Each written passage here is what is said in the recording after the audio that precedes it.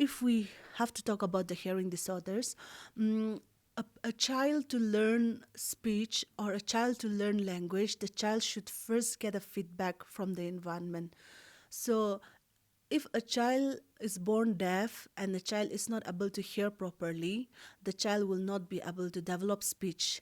And this is going to affect his speech, his language, his communication, schools, everything. And for this hearing disorder, we have both congenital and acquired. So congenital problem is when a child is born deaf. So the options are you go for a cochlear implant. Under the ADIP scheme, up to 7 years of age, you could always go and avail the facility.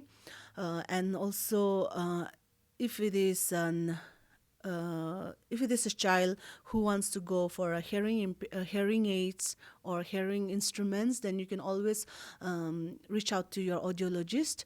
And also, if it is a child who doesn't want to go for surgery or a cochlear implant or a hearing devices, then you can always opt for a sign language.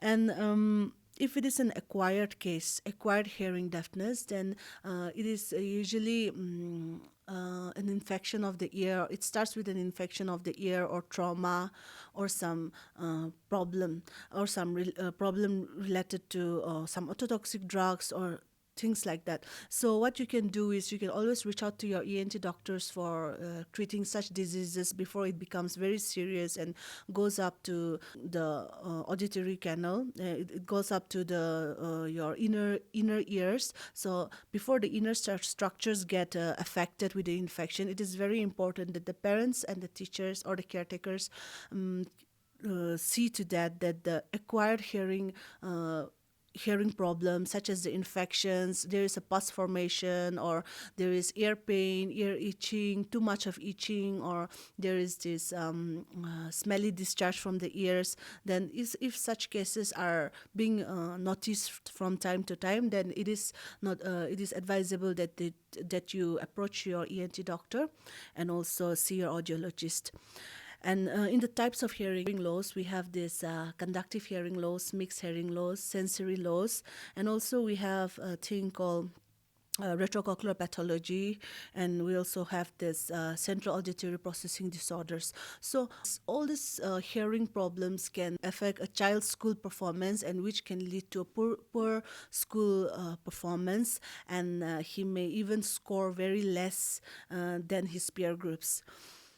And in the management and identification, in the speech, we see that what the teachers can look for is if a child has a speech problem, then there would be pronunciation problem. The rate of speech will be either too slow or too fast. It will be unclear, unintelligible, and there would be errors here and there. Instead of saying a certain sound, they may even substitute a different sound for that. So instead of saying butter, they might even say mutter. So they are substituting the B sound for M. So these are a few of the speech sounds that the teacher can look for. And also in language, you see that a child with language problem would have a social problem. They would have their social skills will be very poor. Their communication skills also will be very weak. And we see that their understanding and their expression also is very weak. Even if you tell them something, you give them instruction, they are not able to follow. Even if you give an effort to tell them very well, emphasize on certain words that you want them to understand, they might not able to follow that very well. So then all the signs, with all the signs, you would be able to catch that the child has a language problem and needs professional help. And in hearing,